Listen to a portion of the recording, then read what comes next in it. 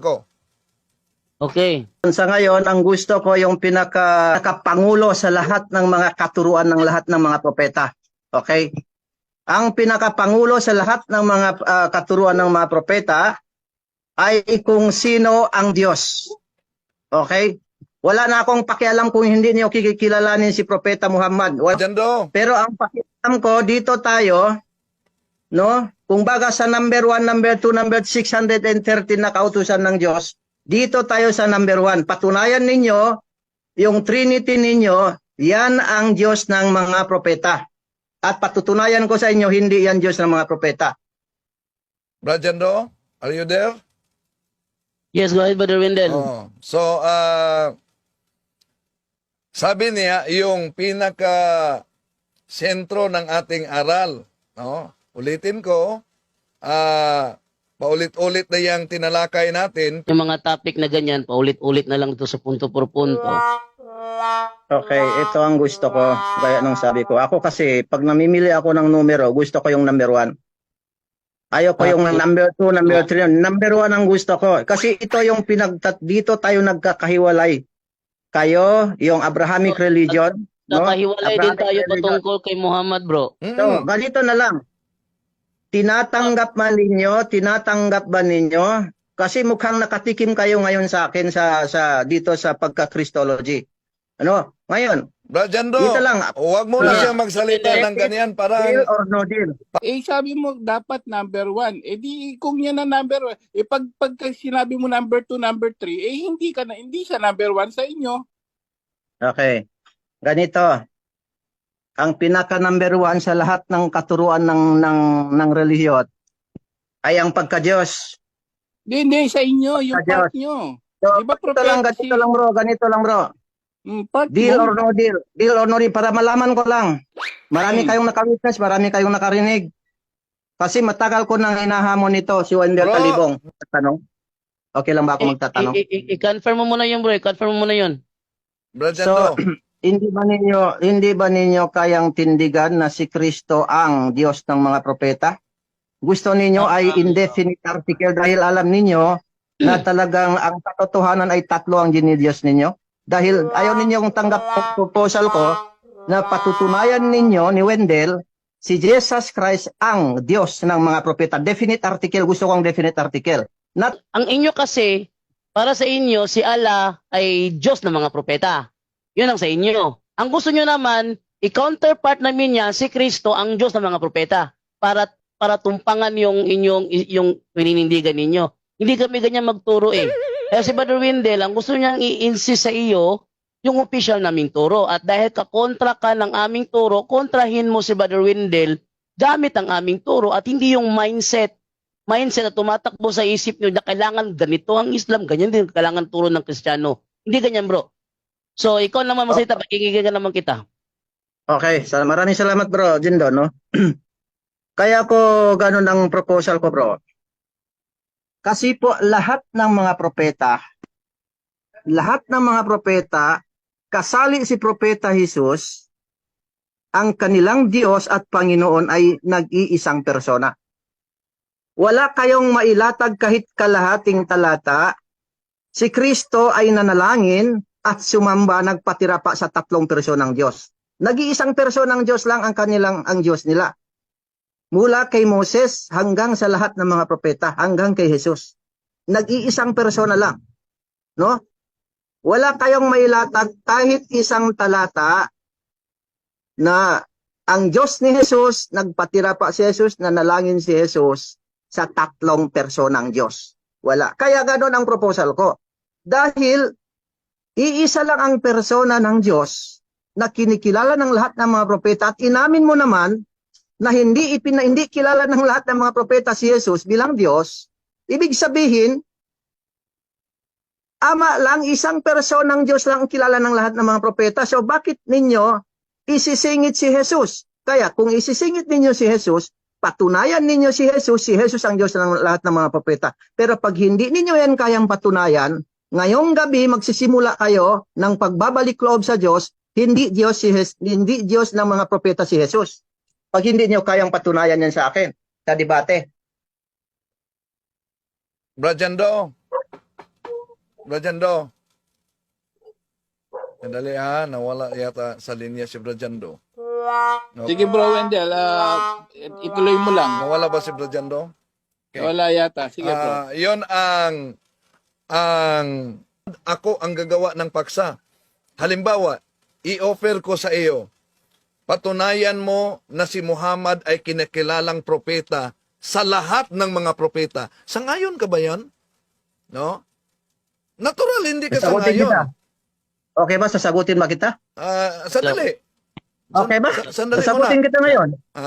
So, Hello. Sasagutin kita ngayon. yun ang Kung yan lang ang proposal yun mo. ang proposal ko batay sa opisyal na mga debate na hinaharap namin, patunayan na si Kristo ay tunay na Diyos at tunay na tao. Ang tanong, deal ka niyan o hindi? Okay, sasagutin kita, Wendell Talibong. Ang sabi mo, yung patungkol kay Propeta Muhammad, alam mo at alam ng lahat ng tao, si Propeta Muhammad ay hindi Diyos. Pangalawa, Wendell, pakinggan mo. Si Propeta Muhammad ay kahuli-hulihang sugo. So paano siya nabanggit ng mga naunang propeta? Tao lamang siya. At hindi siya ang kauna-unahang propeta. Kaya parang suntok sa buwan yung tanong mo.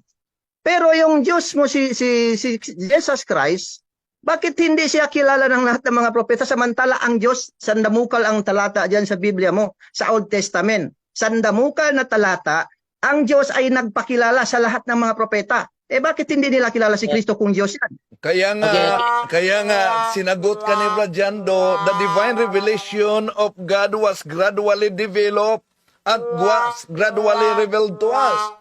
Kaya, sa gradually revealed to us, yun ang official, it was declared by the church that 325 AD. Sandali muna, ang tindig ko, patunayan ko na si Kristo ay tunay na Diyos at tunay na tao. So, del o no del? Okay. Okay. Hindi ako magsasalita ng paulit-ulit kasi tunay na lalaki ako, bro Wendell, no? Minsan na ako magsasalita. Ngayon ay ikaw ang tinatanong ko ngayon. Hindi mo ba kayang patunayan na si Kristo ang Diyos ng lahat ng mga propeta dahil ang totoo ay tatlong Diyos-Diyosan ang Diyos mo? Mali. Bro, wait lang ha. Oh, brother, Karim. Okay. May tanong pa ako sa iyo, bro. Dahil hindi mo sinagot. Alam mo kasi nahihirapan kang sumagot doon. Kasi ang Diyos mo ay isang Diyos. Sandali lang. Sandali lang. Magtatanong ako. Huwag ka mapatutsyada, bro, na nahihirapan akong sumagot. Huwag ka mapatutsyada. Sinasagot ko lang ng tama ang dapat na tamang sagot. So bakit hindi mo masagot kung ilan ang persona ng Diyos ni Kristo? Samantalang sa iyo, ang tatlong persona ng Diyos mo. Kasi bro, hindi naman ang turo namin Kasi ang Diyos ni Kristo, isa lang ang persona niya, si Ama. Hindi anak at Holy Spirit. Kaya ka nahihirapan, aminin mo. Hindi bro, para sa inyo, ang anak ay hindi Diyos. Para sa inyo, ang Hindi Holy para Spirit sa akin, para si hindi Kristo ang Diyos. tinatanong ko kung ilan ang persona ng Diyos ni Kristo, kung ilan. Sagutin mo lang ng diretso. Ilan ang persona ng Diyos ni Kristo, bro? Tatlo kasama siya. Mali ka bro, dahil si Kristo ay isa sa persona ng Diyos. Isa siya. Ang tanong ko sa iyo, ilan? Isa, dalawa o tatlo? Magbigay ka ng bilang. Sinabi ko na nga bro si Kristo isa sa persona ng Diyos. Kaya yung tanong mo mali. So ilan ang persona ng Diyos ni Kristo? Isa, dalawa o tatlo? Ulitin ko ang sagot ko. Ang Diyos namin may tatlong persona, isa si Kristo sa mga persona ng Diyos. So hindi Hindi pwede ko tinatanong ang Diyos mo, tinatanong ko ang Diyos ni Kristo. Kristo. Bro, isalin Tinatanong ko ang bro. Diyos ni Kristo. Ilan Kasi ang yung- persona ng Diyos ni Kristo? Bro, Hindi ang kasi Diyos yung mo. tanong, bro, kasi yung tanong mo kasi bro, parang inilalayo mo si Kristo ba? Parang hindi mo siya sinasali ba? Tinatanong Huwag mo ko sa'yo, kasi si Kristo, bro, ikaw ay Kristiyano. Ang ibig sabihin ng Kristiyano, tagasunod. Naniniwala, sumasampalataya kay Kristo. Dapat Yeah. sumunod ka kung ano ang itinuro ni Kristo. Yon ang susundin mo. Dahil Kristiyano ka, nag-angin kang Kristiyano. So ngayon, ang tanong ko sa iyo, ilan ang persona ng Diyos ni Kristo? Isa, dalawa o tatlo? Bro, mali nga yung tanong kasi si Kristo isa sa mga persona ng Diyos Brajando, Gusto mo bro, ako pang sumagot bro, ako pa pang tuturo sa iyo kung ilan ang persona ng Diyos ni Kristo. excuse me muna. Brad Jando, gawin na natin na official ang ating kasunduan. Sa topic ni Brother Wendell, nagbigay na siya ng topic. Patutunayan niya si Kristo ay tunay na Diyos at tunay na tao. Pinapadil sa iyo yun. So, one last ano na ito panghuli na to. Kasi akong naghamon. Ako ang naghamon. Ikaw Panghuli na ito. Hindi ka Hindi mabigyan mo ng yung paksa. aral ninyo, bro. Aral ninyo, ang Diyos ay isa, tatlo ang kanyang persona. Aral ninyo yan, di ba? Kaya ito ang hamon ko. Last na ito, hindi na ako maghamon muli. Pag hindi niya tinanggap, deal or no deal na ito. Patutunayan ni Wendell Talibong, ang Diyos ng mga propeta ay tatlong persona. Pag wala, hindi niya tatanggapin, okay, at least mayroon na akong conclusion. Brother Jando, Yes, Brother Tata. pwede makisaw-saw. Brother, magandang gabi sa iyo, brother. Ang clarification lang, yung paksa na si Kristo ay tunay na Diyos at tunay na tao para sa inyo, tama yun o mali? Mali pa rin. O di, Yun. Pero ayaw ko ng paksang iyan. Ayaw ko ng paksang iyan. Kasi ang paksang iyan, paulitin ko ulit ang sinabi ko. Maraming kahit Satanas tinawag na Diyos. Si Moses tinawag na Elohim, tinawag na Diyos. Si Baal tinawag na Diyos. Si Chemos tinawag na Diyos. Ang mga anghel tinawag na Diyos. Kaya napakahinang paksa yan. Brother Jando, Yes, Brother. pwede magtanong na lang ko niya base sa Biblia dahil gamit siya ng Biblia. Ibig ba sabihin, brother, maniniwala kayo sa Biblia? Naniwala ako sa Biblia na hindi salita ng Diyos. Okay, pero ginamit mo ang Biblia. Nagpapatunay. Ginagamit ko patunay laban sa inyo. So, sa ngayon ka, nagamit ka ng Biblia pero hindi ka maniniwala sa Biblia. Naniwala ako sa Biblia na ito ay hindi salita ng Diyos dahil hindi naman binanggit ng Diyos. Kahit Ang tanong minsan, kahit ko, isang talata, hindi binanggit hindi. ng Diyos. Kasi kahit isang talata, hindi binanggit ng Diyos, letra por letra, na ang Bibliang ito ay salita ko o pinahayag ko. Okay. Walang ganyan. Walang kahit isang talata. So, yun ang problema. Kayo mga Muslim, sumasamba ba kayo ni Kristo ni Diyos o hindi? Walang Muslim kahit isa sumamba kay Kristo. Okay. Kasi malinaw kahit sa Biblia, hindi si Kristo ang kaisa-isang Diyos na sinamba at pinangaral ng lahat ng mga propeta. Hindi si Kristo. Katunayan, inamin na ni Brad Jando kanina. Hindi kilala ng lahat ng mga propeta si Kristo. So paano kayo sasamba sa hindi kinikilala ng mga propeta? Oy, teka. Brother Tata, wait lang, Brother Tata. Dinamay ako ni Karim eh. Sinabi ko kanina, hindi pa siya ipinapakilala nung panahon yun, but it doesn't mean na hindi siya existed. Kasi sinabi ko kanina, existed siya, Kawikaan 8:20 hanggang 31. Sinabi ko yung kanina, existed siya. Okay, paksahin natin itong kawikaan mo. Ikaw, makinig ka muna, no? Existed siya nung panahong yon, Kawikaan 8:22 hanggang 31. Bago likhain ng mundo, bago pa nilikha ang mga propeta, existed na siya noon. Pero hindi pa siya ipinapakilala. Kaya nga hindi siya kilala ng ibang propeta, but it doesn't mean na hindi siya existed. Kasi kilala siya ni Moises, kilala siya ni Abraham, kilala siya ni Isaias, kilala siya ni Elias. Yan sinabi ko kanina. Bilang ano? Wag mong sabihin na inamin na ni Jando. Wag mong babaguhin yung sinabi ko. Alam ko yung sinasabi ko eh. Sinabi mo hindi siya ipinakilala. Ibig sabihin hindi siya kilala. Sinabi ko Pag hindi siya ipinakilala, bro. Simpleng logic, bro. Pag hindi siya ipinakilala, ibig sabihin hindi siya kilala. Mali. Paano siya kilala ng mga propeta kung hindi siya ipinakilala? Sinabi ko nga, hindi ba kilala siya ni Abraham?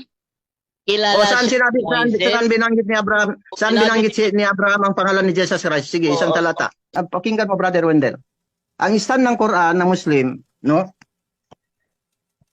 Ang Biblia ay hindi ito salita ng Diyos. In fact, kahit isang talata diyan, hindi binanggit ang salitang Biblia sa loob ng Biblia. Huwag mo kung ano yung alam ko. Hindi Diyos ang nagbanggit na ito ang Biblia gaya ng Quran. No? Yasin wal Quranil Hakim. No? Maraming talata sa Quran, binanggit ang Quran. Pero ang Biblia mo nakakalungkot, kahit minsan hindi binanggit ng Diyos, ng Diyos, na ang Bibliang ito ay aking kapahayagan. No?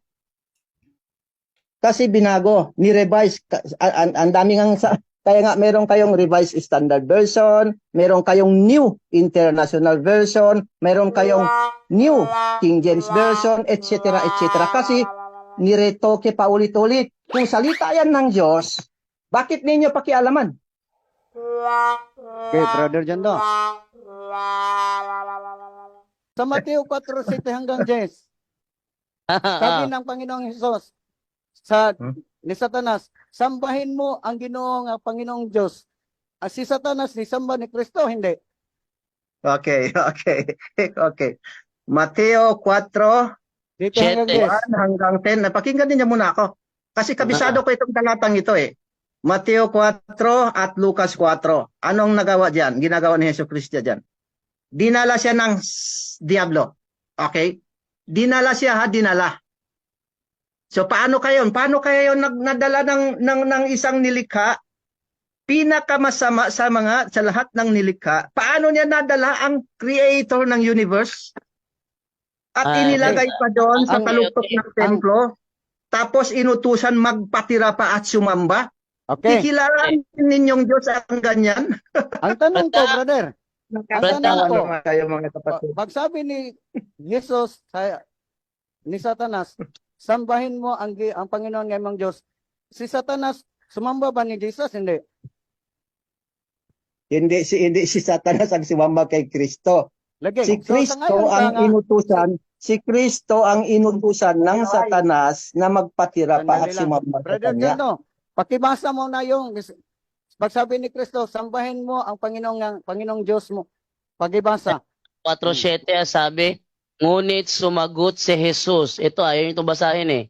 Ngunit sumagot si Jesus, nasusulat din naman, huwag mong susubukin ang Panginoon mong Diyos. Oh. Sa tatong sabi ni Jesus, sambahin mo ang Panginoon ngayong Diyos. Sabahin. Yung sa talata 10 naman siguro, kahit sa 7 o sa 8. 8. Pagkatapos dinala siya ng dyablo sa isang napakataas na bundok at ipinakita sa kanya ang lahat ng kaharian sa daigdig at ang karangyaan ng mga ito. Sinabi ng dyablo sa kanya, ibibigay ko sa iyo ang lahat ng ito kung magpapatira pa ka at sasamba sa akin.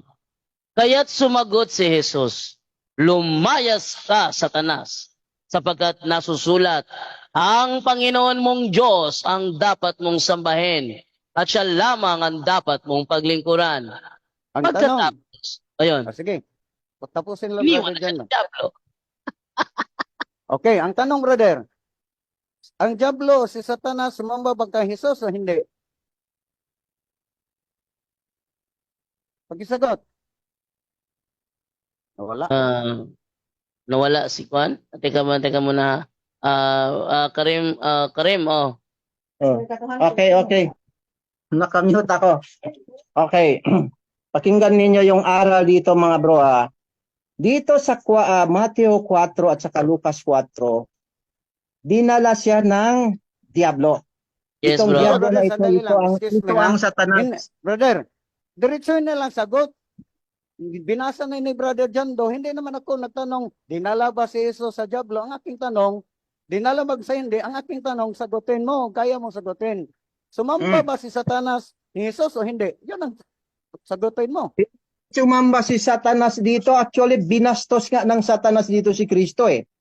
So, Sabi niya, ayun lang. ibibigay ko sa iyong lahat ng ito. Ipinakita sa kanya ang buong kaharian ng sanlibutan Dinala siya sa bundok. Unat dinala siya inilagay siya. Inilagay. Isipin mo bro, kung ano ang nangyayari kung nandoon ka. Inilagay ang Diyos mo sa taluktok ng templo tapos inutusan magpakihulog. Pagkatapos, dinala sa mataas na bundok at ipinakita sa kanya ang buong kaharian ng sanlibutan. At pagkatapos sabi ng Satanas, ibibigay ito, sabi niya na ibigay na sa akin. At maaari kong ibigay sa kanino mang nais ko, sabi niya. Kapag magpatira pa ka sa akin at sumamba, sabi ng Diablo, ibibigay ko sa'yo. Ang tanong, Binastos siya, bro. Ganito ba ang Okay. Diyos mo? Babastusin ng ang isang... tanong, brother, ang sabi ni Satanas, sumamba ka sa akin, bibigay ko sa lahat sa iyo. Kung sumamba ka sa akin, sumamba ba si Jesus ni Satanas? Hindi. Okay, hindi sumamba si Kristo. Hindi pala. Pero kung ikaw ang Diyos, kung ako ang Diyos doon, sampalin ko siya ng sampal, ng Okay. sampal na kabayo. Kasi Mabuti na binastos hindi siya, kayo bro. ang Sinampal Diyos. siya, bro, eh. Ang tanong, Kung Sa panahon na ganito si ba ang Kristo ay Diyos? nagsabi ni Ganito ba ang Satanas, Diyos? brother? Uutusan kang magpatira pa at sumamba? okay, brother, sinagot mo na nga, Napakababaw naman. sabi ni, sandali lang, sinagot mo na ang ating Panginoon Jesus hindi sumamba ni Satanas kahit pa binigyan siya ng magi-offer Satanas. Sinagot mo na hindi sumamba si Jesus ni Satanas. Diyan sa versikulo 10, talata 10, sabi ni Jesus, lumayas kay Satanas, sambahin ang Panginoong Diyos, ang iyong Panginoong Diyos mo. Ang tanong ko, sumamba ba si Satanas ni Jesus o hindi? Yun ang sagutin mo. Okay. Hindi sumamba si Satanas kay Jesus, bagkus Okay. si Jesus ang inutusan ng Satanas na sumamba sa kanya. Pero merong aral dito sa sinabi dito, no? Sabi niya, "Get thee hence, Satan," no? "For it is written, thou shalt worship the Lord thy God, and him Okay. only shalt thou serve." Ano daw Okay. ang Diyos, sabi ni Kristo? Him, hindi there, hindi they. Okay. Him. Brother, Isang sinagot mo ba personang kahit na- Diyos lamang daw ang dapat sambahin. Okay. Pero sa inyo ay tatlong personang sinasamba Okay. ninyo. Kaya mali Follow, kayo. brother. Walang bisa na yung paliwanag mo dahil sinagot mo na nga si Satanas hindi sumamba ni Jesus bilang Diyos. Ang tanong ko, kayo mga Islam, sumamba ba kayo ni Jesus bilang Diyos o hindi? Hindi kami sumasamba sa nilikha. So, katulad mo ni Satanas. Hindi kami sumasamba sa nilikha. So, sa ngayon ka, yung Muslim, katulad ni Satanas na hindi sumamba ni Jesus. Actually ang mga sumasamba kay Jesus ay mas masahol pa kaysa Satanas. Okay. Kasi mahigit si Satanas ay hindi sumamba sa kanya. Okay. Bagkus si Bro. Satanas pa ang nag-utos sa kanya na magpatira pa Correct. sumamba. Bro Karim, matanong ko lang Bro Karim for clarification lang. Kabisado Yes. mo ba yung Quran, bro? Kabisado mo yung Quran? Hindi ko naman kabisado ang Quran, pero may nalalaman ako sa Quran. Kung nakakabasa ka Kasi ng Muslim ako. Quran without translation. Opo, nakakabasa po ako without translation. Anong gusto mong basahin ko? Saan nga sa Quran mababasa yung sinasabi na na itatapon sa impyerno ang mga Diyos-Diyusan at ang mga sumasamba sa kanila? Sumasamba sa Diyos-Diyusan at ang Diyos-Diyusan mismo na sinasamba itatapon sa impyerno. Ang Diyos-Diyusan na sinasamba at ang mga sumasamba sa Diyos-Diyusan. Tanga sa Quran yun? Iano mo kung saan? Ay, Basahin ko lang. Hindi. Basahin ko lang sa'yo. Bro, kasi ikaw yung dapat mas kabisado yung Quran. Nabasa ko yun dati.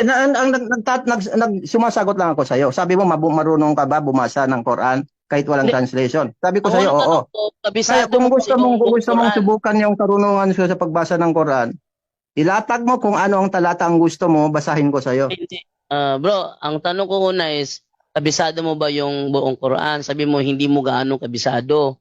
So, dahil Quran yan, supposedly dapat mas alam mo yan. Kasi kung Biblia, context Bakit napunta na tayo sa Quran? Hindi mo na ba kayang panindigan ng pagka-Diyos ni Kristo, bro? Kasi bro, kaya ko tinatanong yan. Bro, wait lang. Kaya ko tinatanong yan kasi may nakalagay kasi doon, itatapon sa impyerno ang kinikilala na Diyos, hindi naman tunay na Diyos, pero kinikilala na Diyos, itatapon sa impyerno, pati yung sumasamba sa hindi Mali tunay na Diyos. Mali Di ba ka yata, nandoon bro. yun? Mali ka dyan. Ano sinasabi doon? Mali ka dyan. Si Kristo, kinikilala ninyong Diyos, pero hindi yun itatapon sa impyerno. Kasi hindi inutos ni Kristo, ninumang tao na sambahin siya bilang Diyos. Saan naman sa Quran yung bro, yung sinasabi na si Maria ay isa sa tatlo? Kundi ako nagkakamali dyan sa Surah Ma'idah, Al-Ma'idah 116. Surah Al-Ma'idah, ano yun? Si Maria, isa sa mga tatlo. Ano yun? Surah? Bakit binabago mo na yung paksa, bro? Hindi. Kumawala ka Wala na. Wala ka na namang sa paksang nangyari. Bro, wala namang paksang nangyari. Kanina pa tayo pagtatapos Jando. na wala nangyari. Pero Junre, ikaw naman. Kaya pasensya ka na kapatid, marami kami dito. Oo. Nanahimik lang ako kasi nirespeto ko naman yung view mo na hindi ka naniniwala sa Biblia, no? At yun na nga, ba't ka nagtatanong sa amin galing sa Biblia at ikaw pa ang nagbibigay ng paliwanag? Bakit ganon? Okay, ganito. Sige, bigyan mo muna ako ng matibay na paliwanag mo. Bakit ikaw pa nagpapaliwanag sa amin sa Biblia, gayong hindi ka naman naniniwala? Sige, bigyan Okay, mo ko ng ganito, bro. matibay na Ganito, bro. paliwanag mo. Yung nakakaano makapaniwala kami sa iyo, sige. Okay, makinig ka mabuti bro. Kanina, tinanong ko si Brother Jando. Hindi, wag na yung tanong mo. Hindi, papaliwanag ko lang yung tanong ko. Yung tanong ko lang, paliwanag ko kasi mali na agad yung sagot eh. Bigyan mo kami ng matibay mo na paliwanag ngayon kasi kanina ka pa nagsasabi hindi ka naniniwala sa Biblia, gayong ang ginagawa mo, pinapaliwanag mo sa amin ang Biblia. Bakit ganon? Instead, ikaw ang pumasok ka, ikaw nagtanong, kami dapat magpapaliwanag, pero ang ginagawa mo, inaano mo kami, tinatabunan mo kami, ikaw ang gustong lumitaw na marunong sa Bible. Gayong hindi mo naman pinaniniwalaan yung Bible. Bakit ganon? Yan ang sagutin mo bro. Sige, sagutin mo bro. Tayo tinuturuan, bro. Kung marunong kang magtanong bro, dapat marunong kang makinig. Mali kasi ang sagot agad eh. Kaya inano lang kita. Mali kasi ang sagot agad. Kasi bro, kung nagsabi ka kagaling na Christology, Kung magtanong ka, bigyan mo ako ng daan para sumagot. kaya nga, sige, bigyan kita ng ano. Sige. Huwag ka na magsalita bro. Hindi, sabi ko lang, sige, pagsagot na. Dito kausap eh. Pinapasok sige. ninyo ako dito bilang visitor tapos hindi kayo maayos kausap. Okay. Okay. Kaya ako nagpaliwanag kasi unang-una tinanong ko si Brother Jando kung saan nakalagay kasi sabi niya sila kanila. No? Tinutukoy niya na ginamit na ang pangmaramihang third personal pronoun, no, pantukoy sa Diyos. So, tinanong ko siya kung saan ang basehan niya na ang Diyos ay tinukoy na sila, nila, at kanila. Tapos sabi niya sa 1 John 5:7. Kaya gusto kong ipaliwanag sa kanya yon kasi yung nakalagay doon, kasi kabisado ko ang talatang yon. No? For there are three that bear witness in heaven, the Father, the Word, and the Spirit. And these three are one. Wala nang kadugtong, one lang, period. Sabi niya, yun, Diyos yun, yung one na yun. Three, pero one. Okay. Okay. So, yan bang sagot sa tanong ko? Makinig ka muna bro, makinig ka muna Hindi bro. pa tapos? Ito ang paliwanag ko ngayon. Oh, sige. Itong one dito sa English, translated one, sa original Greek ay hen. Tatlong uri ang hen, iisa lang ang translation sa wikang English, one. Mia, one pa rin. Mia, he is, one pa rin. Hen, one pa rin sa English. Pero may pagkakaiba ito sa grammatical usage sa sentence. Kapag ang hen ang ginamit bro, hindi iyan tumutukoy sa persona, Diyos. Neuter yan, kagaya dito sa John 10:30, sa John 17:22. No? Tinukoy na one doon ang mga disipulo ni Jesus. Ako at ang Ama ay one. I and the Father are one. Hen ang ginamit dito. Pero dito sa Mark chapter 12 verse 29, ang ginamit dito ay he is kasi one Lord. May kadugtong, one Lord. Kaya masculine gender ang ginamit dito. Hindi mo pwedeng gamitin ang hen dito kasi one Lord yon. Hindi mo pwedeng gamitin ang Mia kasi feminine ang Mia. Kailangan he is. Okay na. Haba na bro. Huwag ka magturo, magtanong ka lang. Pakinggan mo muna. Yes. Ang alam ko, ang Old Testament, especially the 5 books of Moses, hindi aklat ng mga Kristiyano. Okay? Tandaan mo yan. At saka brother, Hindi yan aklat ng mga Kristiyano, aklat yan ng mga Judaism. Okay? At ano ang paniniwala ng mga Judaism? Naniniwala ba sila sa 3 persons, 1 God? Hindi. hindi mo na problema yung brother. Hindi mo na problema yun kasi ang context ng Bible. Sa Bible, ang one is not always one as one. Sometimes 1 are 3 o 3 are 1. Tulad ng binasa ni Jando, ang dalawang mag-asawa naging isa. Ganyan ang Bible. Wait lang muna, Brother John Ray, ah. Wait lang muna. Karim, ganito kasi yung Karim eh. Ikaw para kang nagtuturo, ano? Si Brother John Ray naman parang pinapalitan mo siya lang tagapakinig. So, ikaw nagtuturo, siya tagapakinig. Siyempre si Brother John Ray, before yan tatanggap na tama yung paliwanag mo, hahanapan ka niya ng Bible scholar. Itong author ng interlinear Bible na ito, English Sino yan, and bro? Greek, scholar Sino yan, ito, bro. O, Sino yan? hindi pinangalanan dito. Tingnan ninyo lang diyan sa O download sige, lang sinabi kayo ba niya dyan, bro? Bro, ang scholar ba na sinasabi mo dyan sa binabasa mong interlinear, sinabi ba niya na ang 1 John 5:7 is not referring to the Trinity? Sinabi o hindi sinabi? Okay. Okay, Oh. sasagutin kita. Sige. Oh. Okay, sasagutin kita. Tingnan mo diyan sa Revised Standard Version. Alam mo ba ang kasaysayan ng Revised? Makinig ka, bro. Makinig ka. Hindi yan Makinig nagtanong. Yung binabasa mo ngayon, wag sa revise. Ano ba yan? Kaya yung- gusto ko ng debate kasi itong mga Kristiyano Wait pagka lang. umiinit ng tenga nila sa Ano ko paksa. to kasi i-mute ko muna. Argumento niya ang dapat nating gibain. Ay, hindi naman po pwede yung ganun.